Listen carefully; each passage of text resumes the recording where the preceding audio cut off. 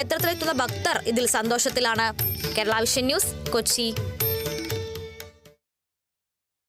കുടുംബ സന്ദർശന വിസയിൽ കുവൈറ്റിലെത്തിയവർ വിവരങ്ങൾ പങ്കിടണമെന്ന് കുവൈറ്റിലെ ഇന്ത്യൻ എംബസി. സന്ദർശന വിസയിലെത്തിയ ഇന്ത്യൻ പാസ്പോർട്ട് ഉടമകൾ വിവരങ്ങൾ community.kuwait@mea.government.in എന്ന വിലാസത്തിലേക്ക് ഇമെയിൽ ചെയ്യണമെന്ന് കമ്മ്യൂണിറ്റി അഫയേഴ്സ് വകുപ്പ് അഭ്യർത്ഥിച്ചു.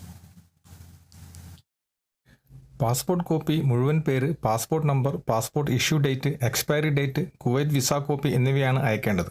സന്ദർശന വിസ വിഭാഗത്തിന് കീഴിലുള്ള കുവൈറ്റിലെ ഇന്ത്യൻ പൗരന്മാരുടെ പുതുക്കിയ റെക്കോർഡ് നിലനിർത്തുക എന്നതാണ് ഡാറ്റ ശേഖരണത്തിന്റെ ലക്ഷ്യമെന്ന് എംബസി സന്ദേശത്തിൽ അറിയിച്ചതായി അറബ് ടൈംസ് റിപ്പോർട്ട് ചെയ്തു. അതേസമയം മേഖലയിലെ പ്രത്യേക സാഹചര്യത്തിലും കുവൈറ്റ് വ്യോമപാത അടക്കുകയും ചെയ്തതിനാൽ മലയാളികൾ അടക്കമുള്ള പ്രവാസികൾ നാട്ടിലും കുവൈത്തിലുമായി കുടുങ്ങിക്കിടക്കുകയാണ്. ഇത്തരക്കാർക്ക് വിസ കാലാവധി ദീർഘിപ്പിച്ച് നൽകിയിട്ടുമുണ്ട്.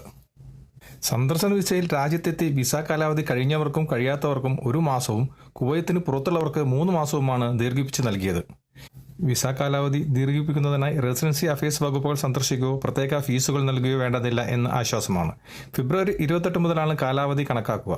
സംഘർഷം വൈകാതെ അവസാനിക്കുമെന്നും വിമാന സർവീസുകൾ ഉടൻ ആരംഭിക്കുമെന്നുള്ള പ്രതീക്ഷയിലാണ് പ്രവാസികൾ. കുവൈത്തിൽ നിന്നും കേരള വിഷന് വേണ്ടി ഐ വി സുനേഷ്, വെങ്ങര. ഇടവേള.